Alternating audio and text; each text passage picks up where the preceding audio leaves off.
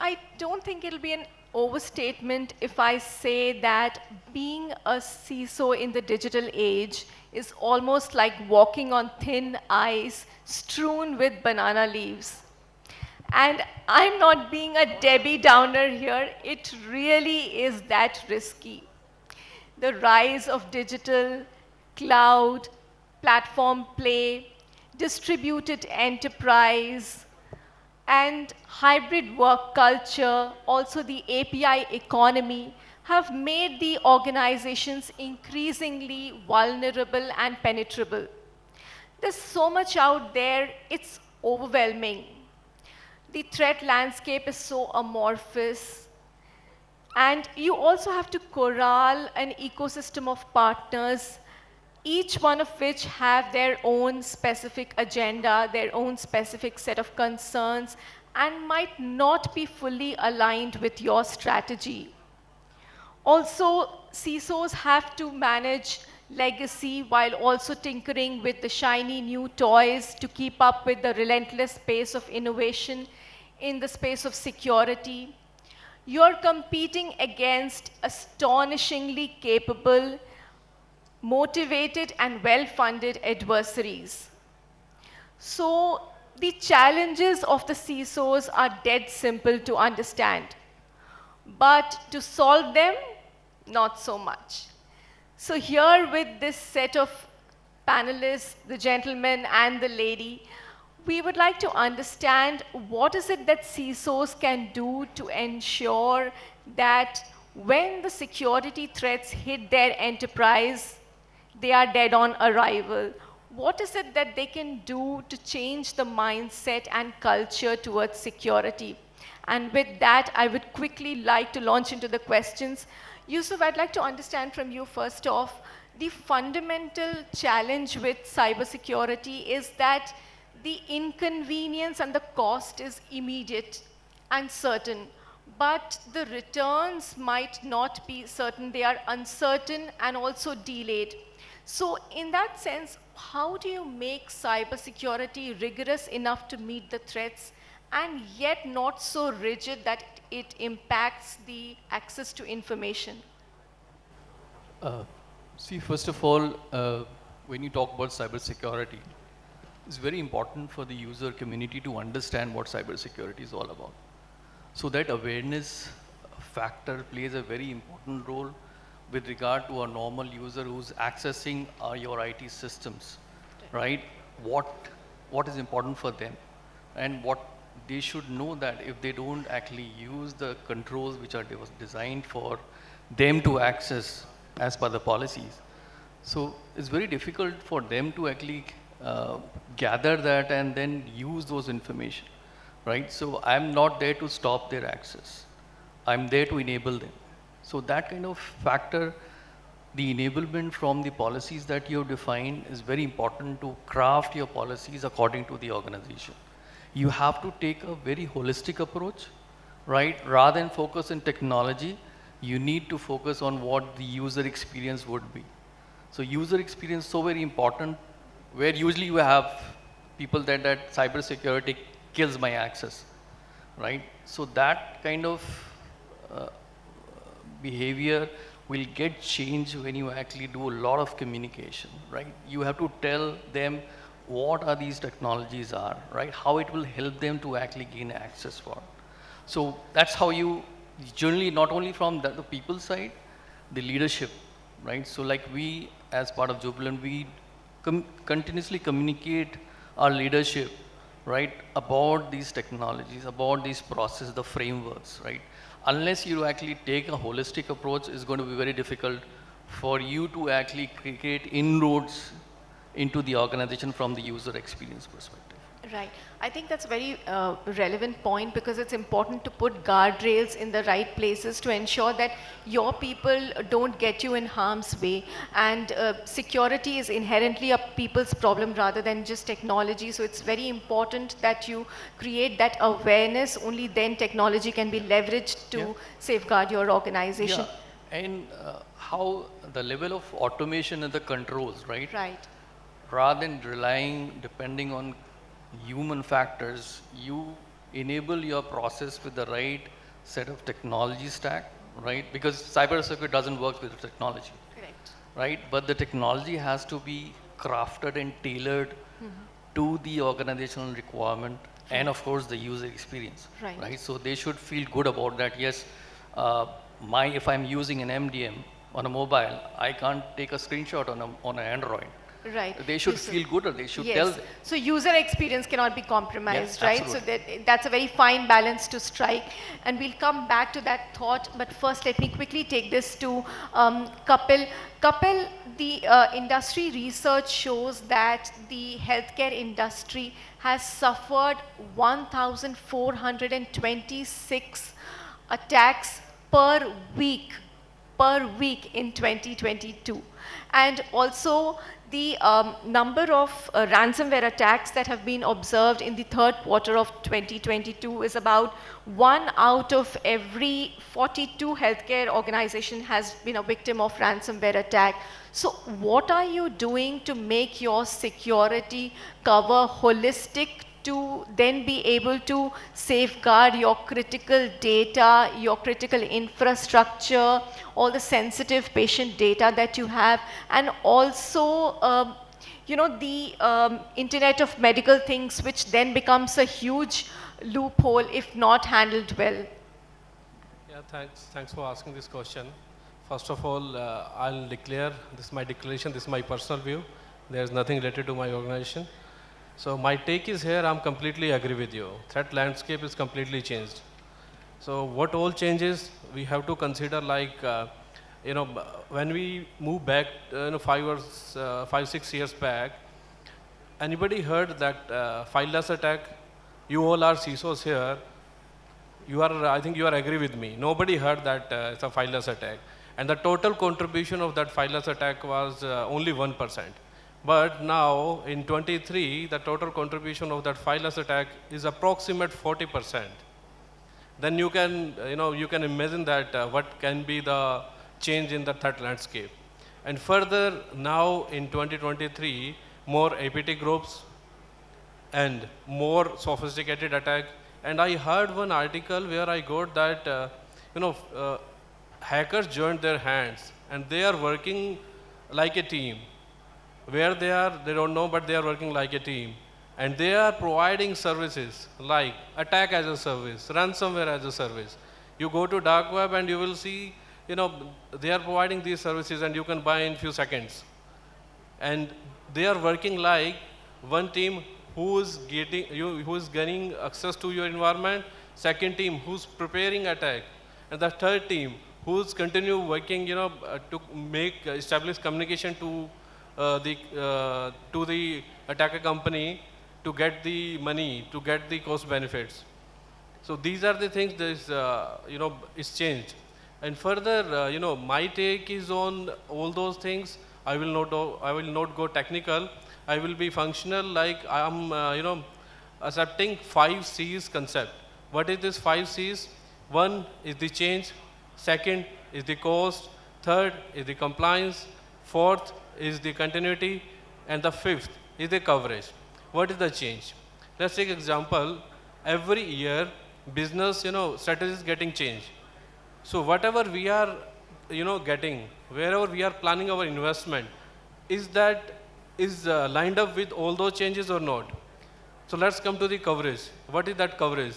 Let's take example. Business want to grow. Okay, how they will grow? They will do expansion. They will go for acquisition, but new acquisition, whatever the company is going to, new acquisition always come with, new risk, new threats. So how you will cater that is your investment, is your solution that you are going to finalize, can cater all those things. So this might take to this question. Right. Some very interesting points you raised that, the hackers are more organized, more sophisticated, are on the bleeding edge of technology. Also, the 5 C's aspect that you raised is very critical to organizations. I'd quickly like to move on to Rakesh now. Rakesh, the e-commerce industry experiences up to 32.4% of all successful cyber attacks that are faced by industries annually. And they've been experiencing a host of security threats, starting from account takeover to bad bots, brute force, ransomware, malware, man in the middle. There are a host of them. So, how do you think predictive analytics, AI, and ML become a part of the arsenal of your security tools available to your teams to combat some of these threats? Right. So the biggest problem that you face in e-commerce is the attack surface which is available, right? And it is a very lucrative target because if you do manage to breach, you are going to make money right off the bat, right? And you will see low-level attacks right to highly sophisticated attacks which are directed at e-commerce entities. We also see cases where you are actually given a warning that if you do not pay such and such an amount within a specified timeline, we will carry out a DDoS attack against you, right? And if you refuse to pay, those attacks actually come about. And these attacks are always timed at the same time as you have your, Flipkart has its Big Billion Days or Amazon has its Great Indian Festival, right? So e-commerce is a target, it's always a target and it's constantly a target. Now the volume of attacks and the volume of alerts that you receive, it's not manually possible to actually sift through that. There's much more noise and identifying the signal out of that is very difficult. The only way that you can actually combat this is to go in for integrated platforms, go in for automation, and to have machine learning integrated into all of this, right? Second thing which is required is that you need to actually work with your infra teams and with your dev teams and the engineering teams to actually come up with solutions which will not inconvenience the users, but at the same time provide them security without them being themselves following secure practices. Like for example, what happens, especially let's say account takeovers. When the big basket data breach happened, after that we saw a large number of account takeovers happening because people are using the same user ID, same password, which they're using big basket across multiple platforms. So if your users are not secure, you need to help make them secure. So in Flipkart and Myntra, what we did, we moved from a password-based login to an OTP-based login.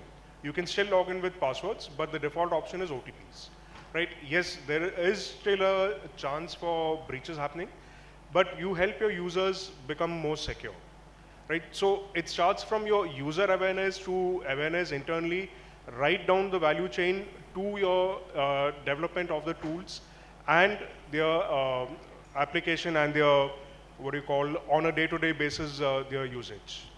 Right, right, Rakesh. Automation is the way forward to thwart some of these threats. I'll come back to you on this, but first, let me quickly reach out to Mitesh. Mitesh, third-party risk assessment has always been a critical part of security, and now with the fintech, government organizations, and e-government portals getting into this big play, there is a lot of scope for risks to creep in. So, how do you solve for these challenges?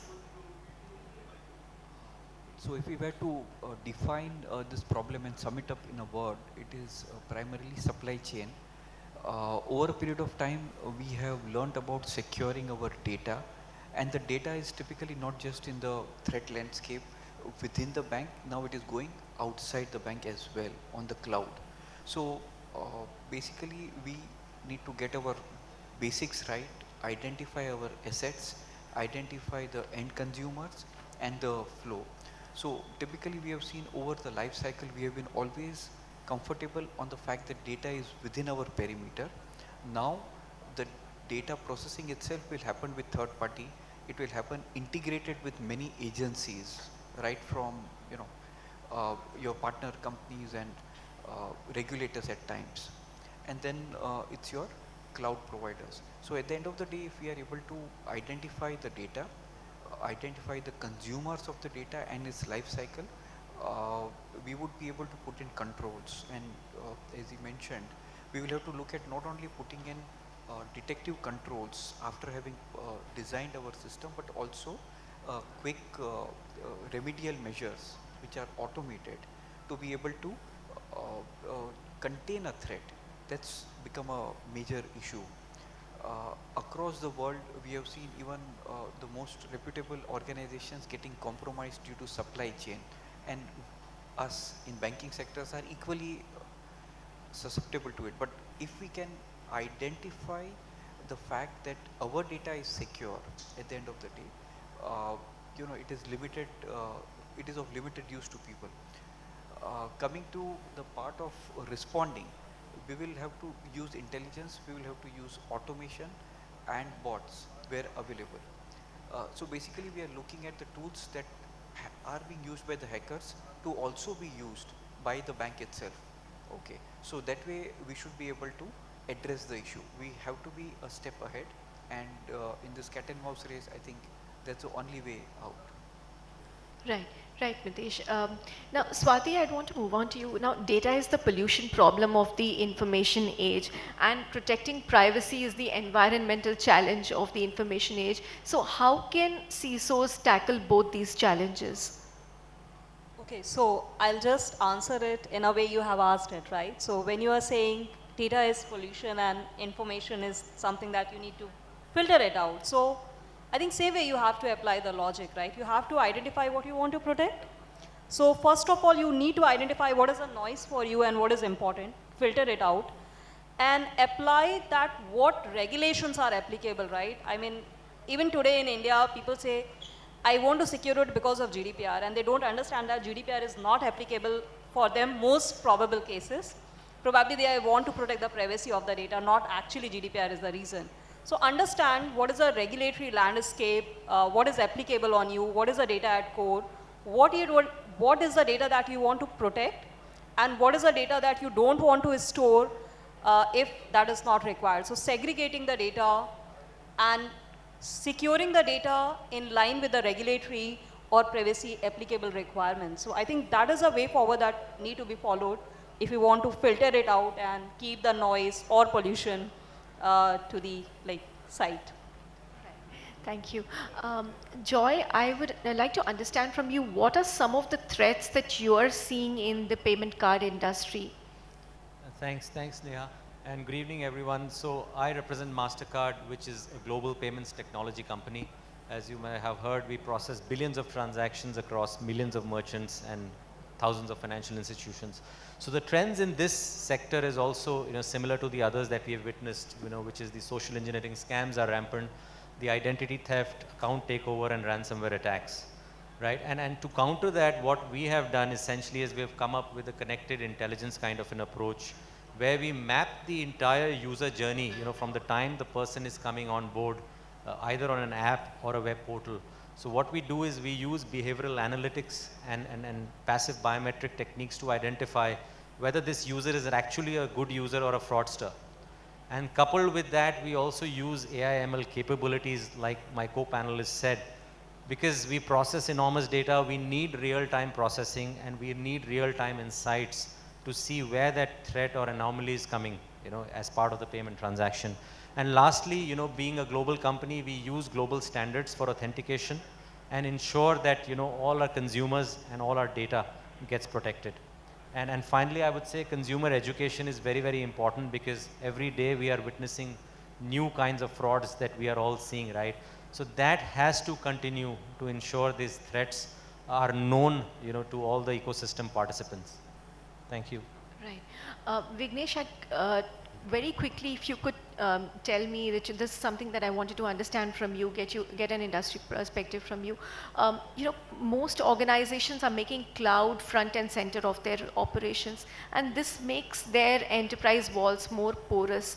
So at PingSafe, how are you leveraging your unified platform to be able to detect the riskiest vulnerabilities in their cloud estate and help them solve in real time? Thank you. Good evening, everyone. Before I actually take to the meat of the question, I just wanted to share a few insights. An average employee actually uses close to about 35 cloud services, and an average enterprise, they use close to about 1,295 cloud services. And we have seen a massive growth in terms of the cloud growth, close to about 653% over the last 10 years. And the whole cloud market actually has grown to a whopping $1 trillion. That's on this side. On the other side, what we have seen is, resonating what actually has happened in the World Economic Forum. The outcome was pretty astonishing. Right after US and China, the world's largest economy is cybercrime. So one side, you see massive adoption. On the other side, massive growth on the cyber attacks. So what we do in PingSafe, ideally, is like we are trying to provide a holistic cloud security platform powered by attackers' intelligence. Now, when I say platform, it's not about a pointed approach to solve one-dimensional problem. Rather, what we are trying to do is, when they build infrastructure, right from where it starts, your IAC, and the way how your infrastructure keys are being managed, and the way how the underlying infrastructure components, to give you a holistic approach. And what we do, completely different, is providing an attacker intelligence, meaning it's not about just identifying threats, but giving context. All of my co-panelists were talking about the alert fatigueness and the way how things are being difficult. We try to simplify that by doing a complete penetration and come back with crystal clear evidence. So in general, what we help customers is to ideally implement shift-left security by doing right. Right. Okay, Rakesh, you mentioned automation and machine learning in your previous response. I'd like to come back to you for this follow-up question. Automated remediation has been helping reduce the response time in incident management, in incident response. So the other flip side of this is that AI is also available to the hackers, and automated hacking has become a potent threat vector. So how do organizations deal with this double-edged sword? Yeah, so as companies and our security teams have been adopting AI/ML, what we see is that the threat actors are adopting it much faster, right? They are well organized. We think of them as individual bad actors. They're very well organized, well funded, and they are actually using automated tools more effectively than most companies actually using it. And the only way to do that is to be proactive. If you take a defensive approach and you are taking more of a preventive approach, it is not going to work. You have to be predictive, you have to be a step ahead. And automation is the only thing which is going to help you fight automated attacks, right? So I think, yes, it is a double-edged sword, like you mentioned, Sneha, and you have to deal with it as it is. Right. Now, Yusufi spoke about complexity, and that was one point that was resonating with all the panelists. Now, as organizations try to defend their, crown jewels, their employees, and their corporate information, there is also a tendency to then have this problem of, sprawl of security products, and this impacts the mean time to respond, mean time to detect. So how can organizations deal with that challenge? See, when you design your architecture, cybersecurity, it's very important to consider what is the business, where the direction that it's going, right? So I will not create an architecture which in a later fashion in the next few years is start depleting, right? I would create a very futuristic and a very unified kind of approach in order to create that security architecture, right? I would definitely go for solutions which reduces the complexity of your architecture, right? We tend to get fascinated by great products, right? We go by that, but what is important for you, it is to create how simplified approach that you create, how you lighten your architecture is very important. Because the skills requirement, if you take good, varied technologies just for the heck of it, it won't work actually, because you need skills, you need effort in order to streamline and incubate it into your overall architecture of your organization. So it's very important to create that architecture which is very light, unified approach, and the risk factor is so very important. When you're designing an architecture or you're designing a plan for your security, right, it's very important to align it with your ERM. The visibility of the risk management, right, unless you don't align it to your overall enterprise risk management process, you won't get the budgets for it, right? And that's the direction that cybersecurity is always on the top 10 risk. So that visibility will help you to actually create those architecture and devise those solutions. Right. Now, Mitesh, while we talk about the next big white hot technology trend, but it's a fact that the poor cyber hygiene is a one-way ticket to getting staked. So it's important that the cyber hygiene should be ingrained in the DNA of an organization, and it should be rigorously reviewed periodically. So what can organizations do to ensure that while they follow the latest technology trends in security, they are able to ensure that the vulnerabilities in the cyber hygiene are not exploited by their organization, by the attackers? Good question. See, basically what happens is today cyber awareness is there right at the promoter and the board level. So believe me, our job to that extent comes down, and with a direct exposure to the board and the key decision makers, the whole journey, digital transformation, e-commerce or anything you refer to, we typically get that sponsorship which otherwise was not the case. So over a period of time, unfortunately for certain countries and certain companies who have lost out to cyber criminals, the news has hit out and the awareness has got created at almost every level in the organization. The times have changed. A while ago, the KRA for a CIO was to deliver functionality. Now it is the CIO who stands up and says, "Ki without InfoSec clearing, we are not going to roll it out." They know that everybody is in it together. There is a lot of reputation risk, or for that matter, survival risk in this digital economy. So, that way it is the awareness which is brought in within the organization and which has ensured that we get sponsorship.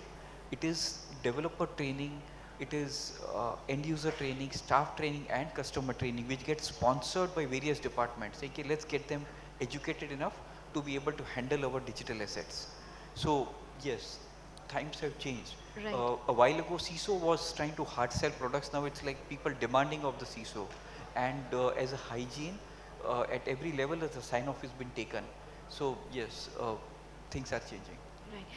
We are totally running out of time, Swati, but I'd quickly like to hear your views on this. There's another big trend that has continued for years, and it shows no signs of letting up. It is predicted that India will have 1.5 million jobs, unfulfilled jobs in the field of cybersecurity by 2025, and this is said by the Michael Page professional recruitment firm. And this is the highest in APAC region after China. So this is the demand supply mismatch in the stream of cybersecurity is a huge problem. How do you think organizations can handle that, and how is the community playing a role here? Very quickly, if you could give me your comments on this. I think this is one of the area where we can do very well. So it has to start from the schools actually. So now, fortunately, students are aware about the hacking, at least they know the word hacking, but they should be told that this is a career actually, and there is a career beyond hacking. So compliance, policy, and there are a lot of things that they can do within security. And then I think we need to bring more awareness at the college level, make it little lucrative. And even people who have joined this domain, we need to keep them happy, right? Most of the CISOs are stressed. So we have to do a good job in keeping them engaged and make this job little attractive and lucrative for them, and like bringing fresh blood in the stream. That's all that we can do. Thank you, Swati. I think securing your organization requires a multi-pronged approach. In this limited time that we had with this stellar set of speakers, we try to understand how far the organizations have come and how far they have to mature in making their organizations secure. While it is a business truism that despite the best of your security efforts, you cannot attain a state of cyber nirvana, but with some of the steps, technology steps, the cultural changes, and some of the risk assessment frameworks that were discussed in this panel, I'm sure organizations can leverage some of these to rise above the cybersecurity poverty line. Thank you so much, gentlemen, and the lady. Thank you so much, ladies and gentlemen. You've been a very patient and attentive audience. Thank you once again.